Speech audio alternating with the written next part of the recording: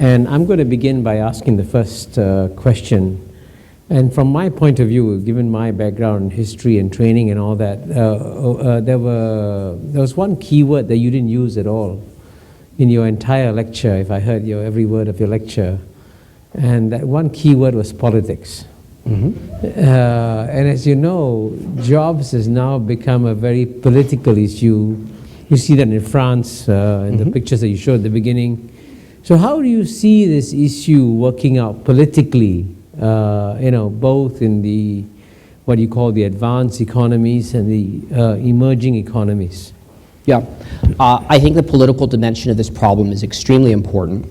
And I think that so far, most countries have been addressing the political dimension in a rather superficial way, which is to say that there might be a lot of talk about, hey, if we increase education or if we improve training, then people will be able to navigate these changes.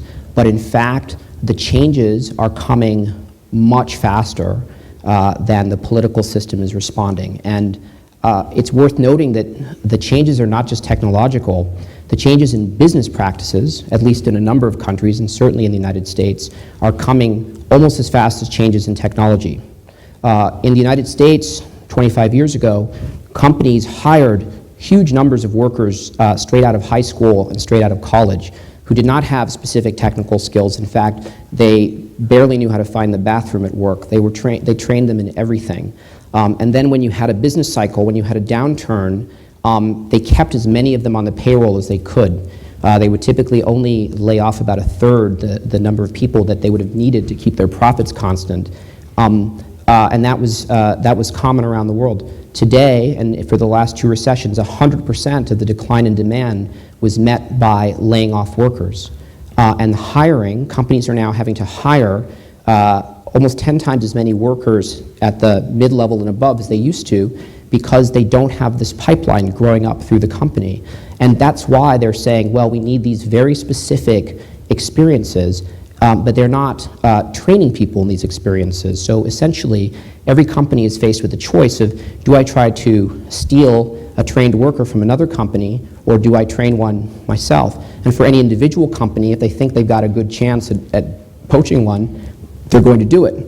But in fact, in the aggregate, that is exactly why you have this skills gap, and it's exactly why people are falling behind. Another facet of behavior, this laying people off in large numbers, is why you have so many people that are unemployed in recessions. But then you have a phenomenon where if someone's out of work for 6 months or more, then it's twice as hard for them to even get a job interview.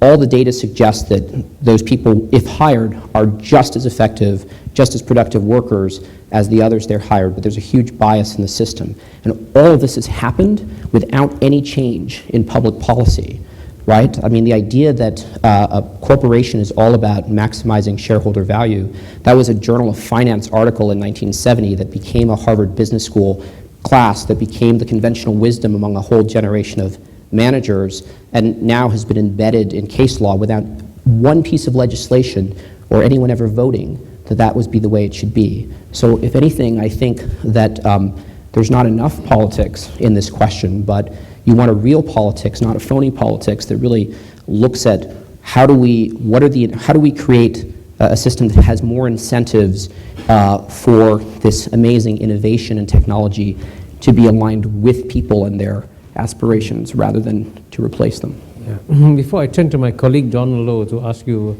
a question since you spoke to him, let me ask a quick follow-up question which relates to this politics. You know, our good friend Tom Friedman has been advocating for a long time that anybody who graduates with a PhD in science and engineering and maths and all that from any US university should get his graduation degree with a green card attached to it, you know. And at the same time, as you know, Microsoft has been trying to recruit lots of people on H-1B visas, but the supply runs out in January and they can't get H-1B visas. And both these constraints are political. So how do you get rid of these kinds of political constraints for jobs? Right.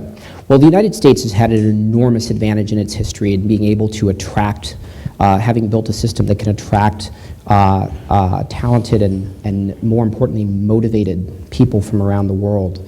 And so from the standpoint of United States policy, it's very smart policy to have those people with their PhDs in engineering stay in the United States. I mean, it's terrific for the United States, and those people disproportionately create new businesses, they create new technologies, creates jobs for Americans, and moves the economy forward. So I think, honestly, if as a policy choice for the United States, that is very straightforwardly positive.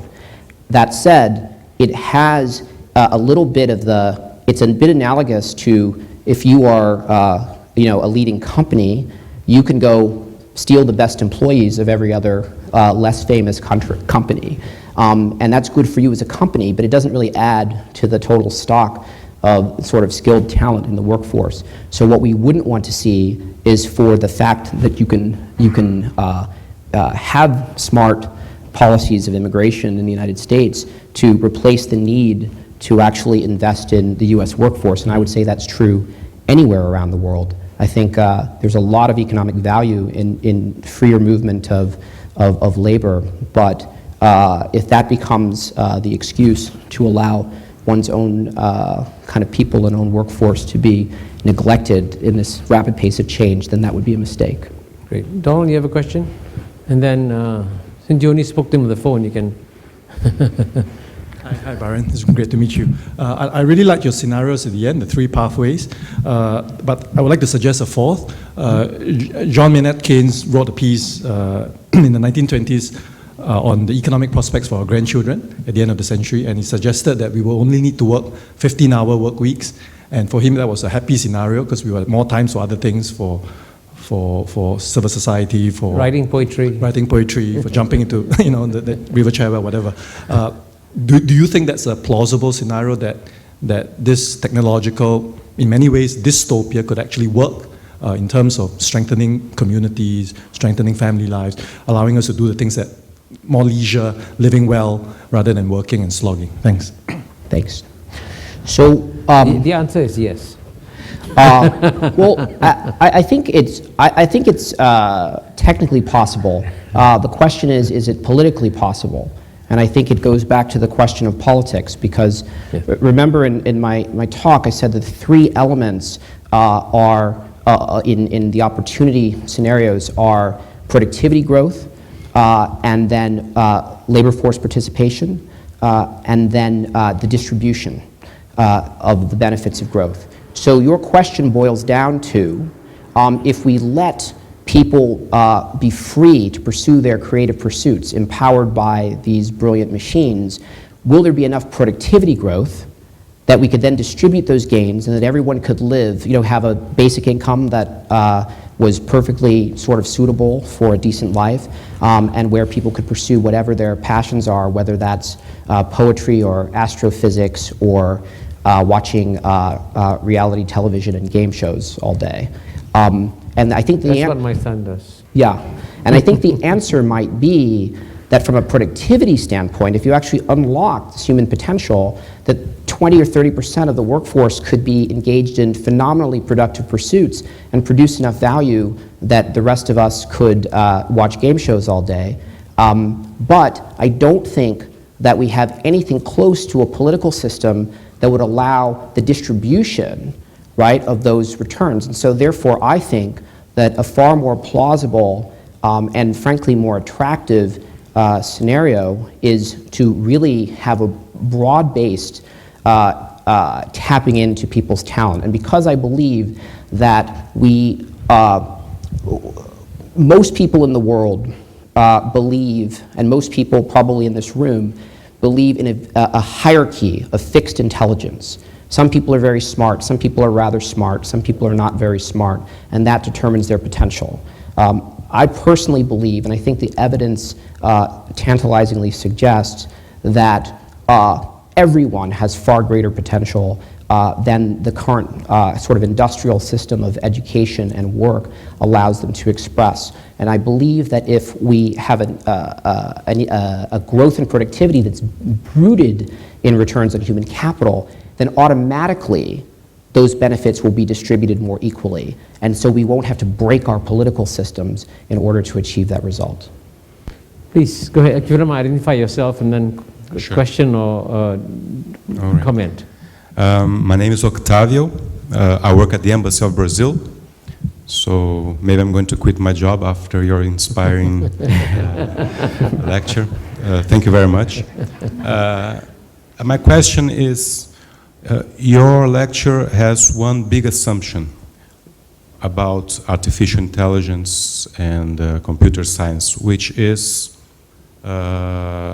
the power of the intelligence power of artificial intelligence will never reach human levels in terms of creativity and all this. I'm sure you have heard this question many times.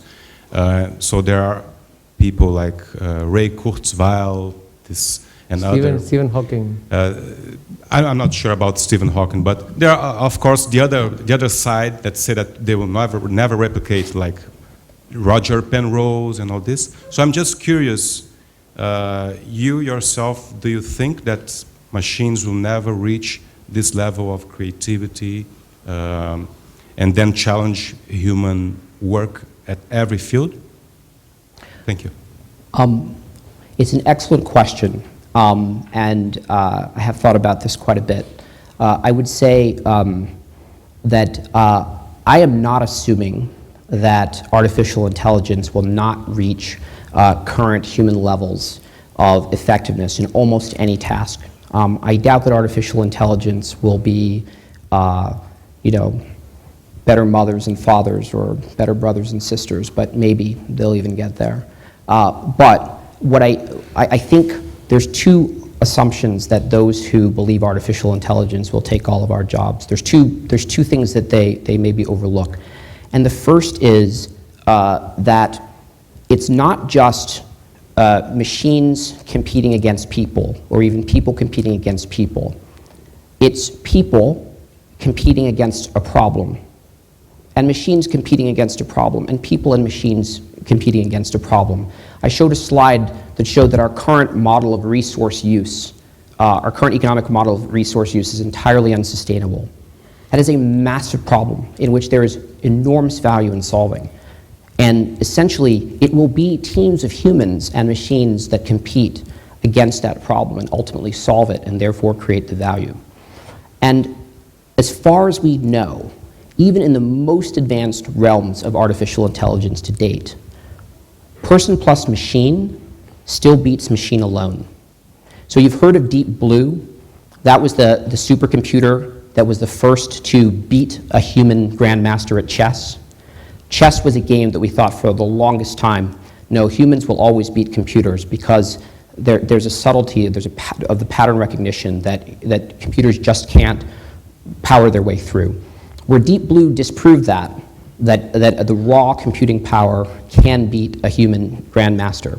But there's a lesser known fact, which is that even to this day, the most powerful chess-playing computer can be beaten by a far less powerful computer working together with a good, but not the greatest, human chess player.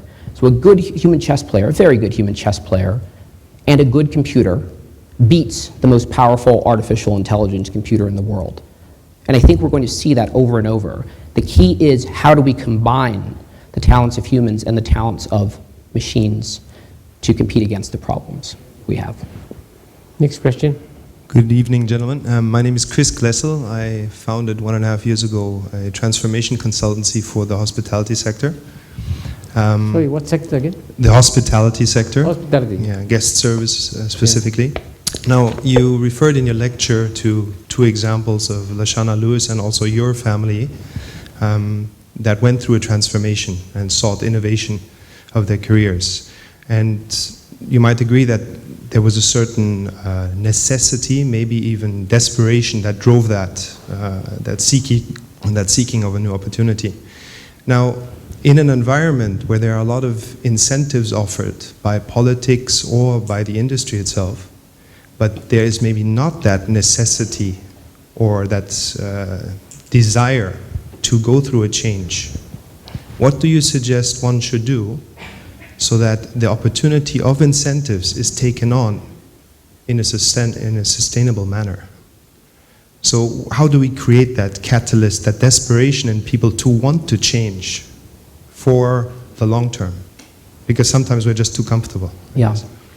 So I believe that change in many cases is driven by the sort of desperation that you talked about.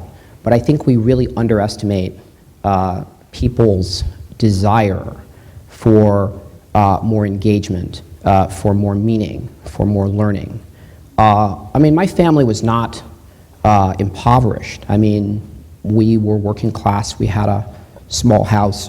It was not desperation, you know, but my father, who was in his own mind a poet, not a clerk, actually found in the Cobalt language, funny enough, a literary outlet. And he almost had a literary approach to it. It's actually a very literary language, if any of you know it. And he found a lot of fulfillment in it. Lashana Lewis loved computers from the time she was 15, loved software programming. She took her chance not because of the need for income, although she earns a lot more now, but because of love. And I think that there is a balance between fear and desire. And also, if you ask yourself how many people are in a situation where they know, if I work at X to learn Y, I can get to place Z. I'm confident that I can do that, and I don't fear that path of failure. I think the challenge of fear is less how to have enough fear to want to change, but how to reduce the fear of change. It's actually, people are quite afraid that they won't be able to succeed, that they won't be given a chance, and they don't want to try because rejection and failure is very difficult psychologically. So I certainly understand the need for incentives and the value of incentives, but I think actually we almost need more of a level playing field. I think actually much of our system implicitly works against people taking chances like that. Please. Hi, great talk, thank you. I'm Sean Martin. I used to be in academia and I started a company called Applied Cognitive Science to apply all of that stuff to the real world. And we've been thinking a lot about education and what discoveries in cognitive science might help us to see. And I want to kind of say that there's an elephant in the room when you think about kind of education, potential, talent, and that is that when you look at the figures of like investment in education, like in the US, let's say, 7 times as many dollars are spent on every secondary school child today as in the early 50s. And yet, when you test skill levels of, say, people who are entering college, they've gone down in things like literacy, down by 0.8%, and mathematics. And so the elephant that we feel exists in the room is that, well, okay, you know, in the early part of the 20th century, people like Henry Ford were good at figuring out how to train people to do manual labor. But if the robots are taking away all of those jobs that are easily trainable, then we need to figure out how to teach people skilled things like programming, mathematics, thinking conceptually.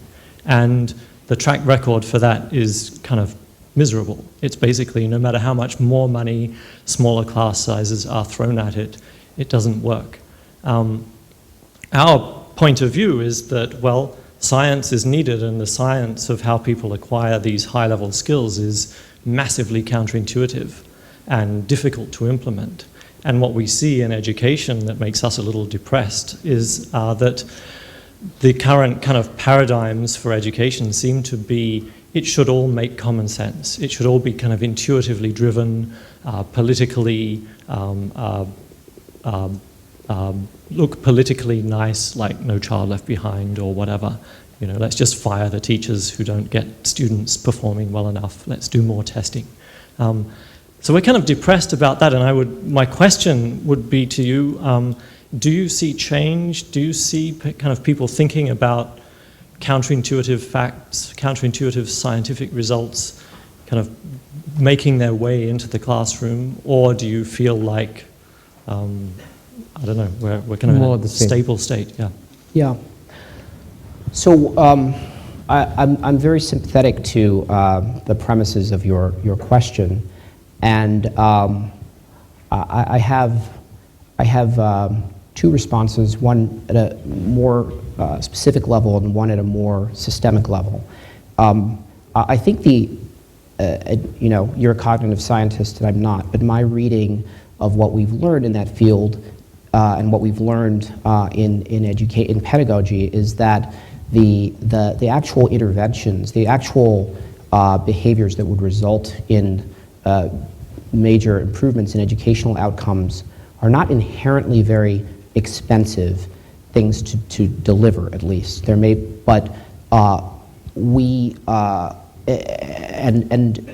so that, to your point about it, you're spending 7 times as much and not getting much. Part of that is just that, Baumol's law, you're paying people more in services, but part of it is, honestly, a huge part of it is that so much of where the cost goes actually obstructs learning rather than enhances it.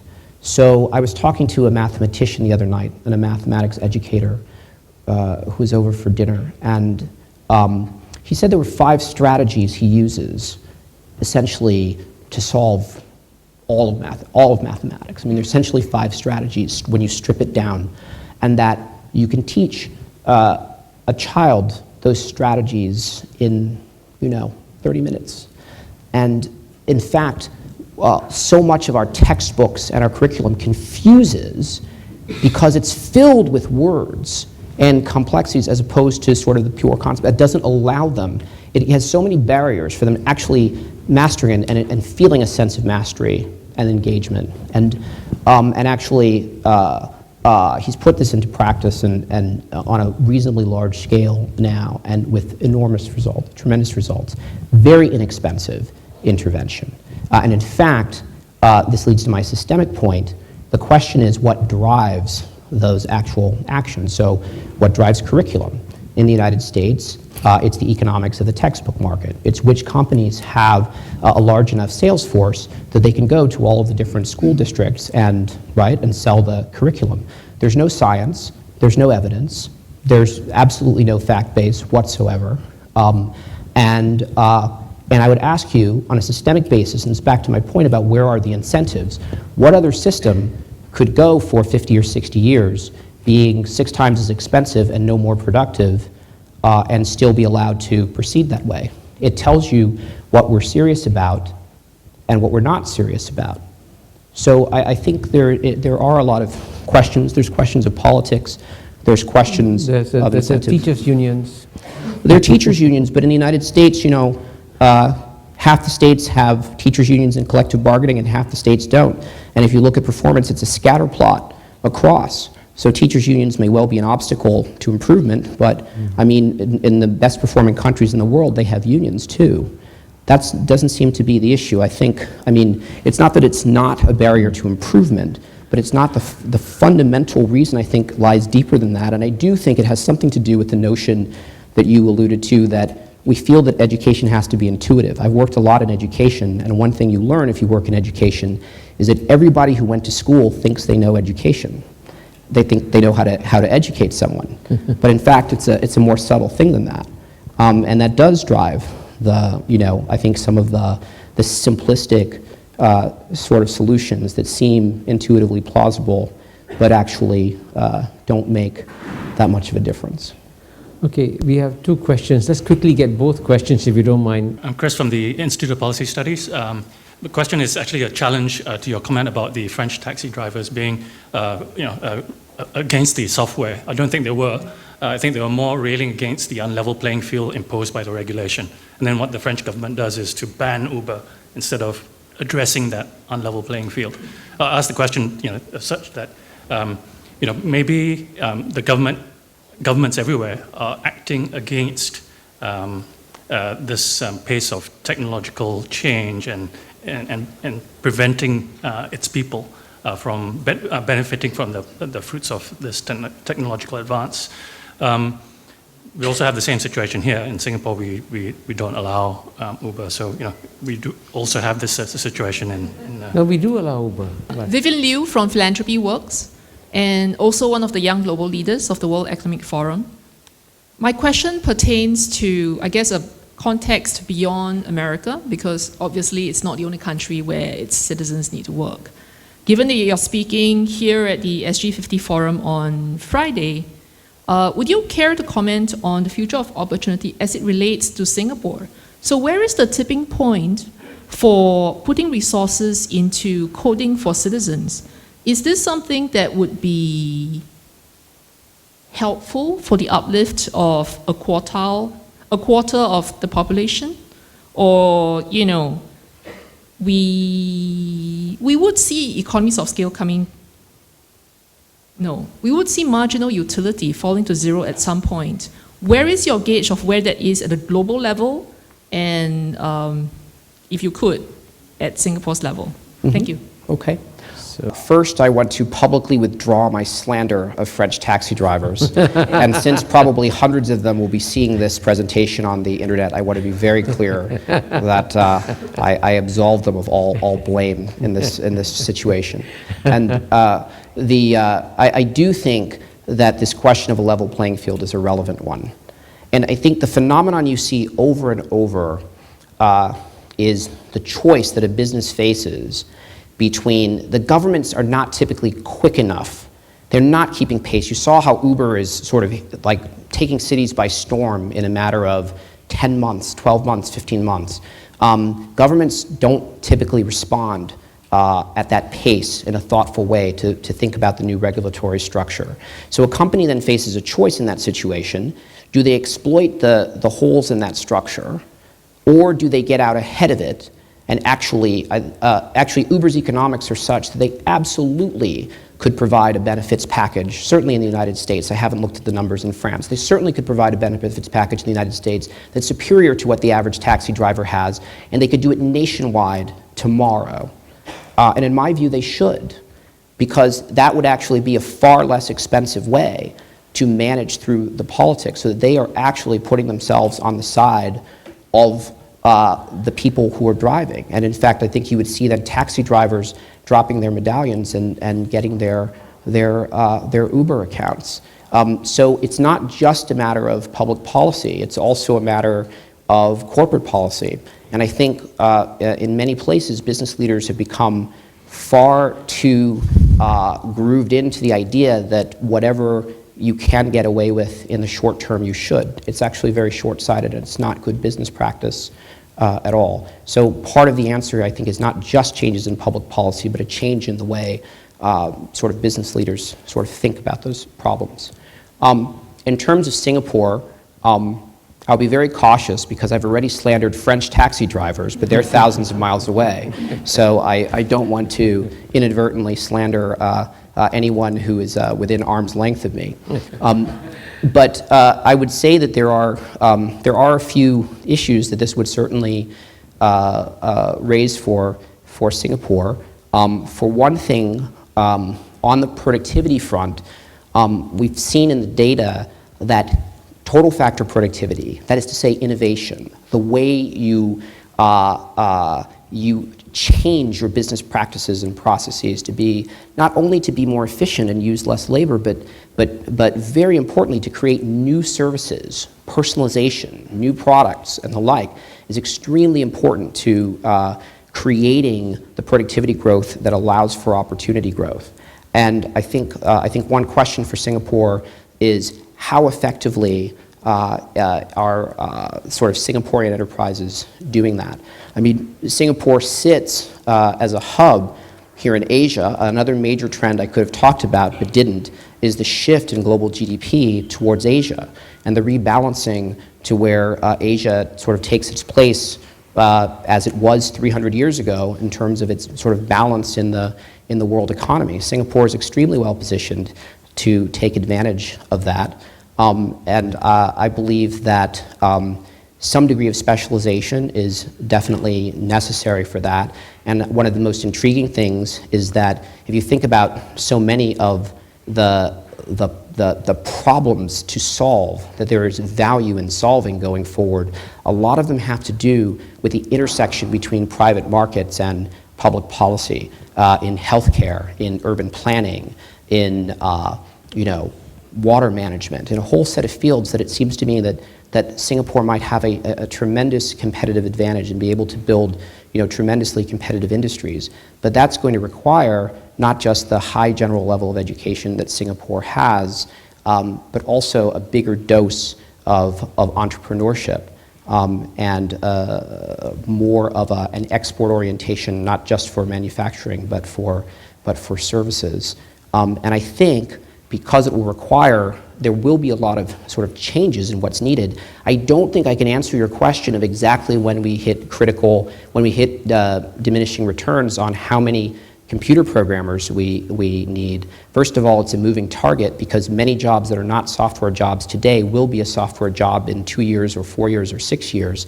But also, no one is smart enough to know that in advance, which is why it's so important to have a system that actually can be much more responsive to market signals and that doesn't slot people into different slots saying you can do this kind of job, you can do this kind of job with no movement in between. There need to be ways that people can demonstrate their ability to move across to different jobs. It can't be as hard as it is today in Singapore or other places if we're going to ride this tide and to secure the future of opportunity. When you began your talk, I wasn't quite sure when we ended whether or not I'd be feeling more optimistic or more pessimistic about the future. But I'm pleased to report that after having listened to Byron, I'm now convinced that there are opportunities in the future for human beings, in addition to the future for computers. And I think we can actually create a better world. So on that optimistic note, please join me in thanking Byron for the splendid lecture.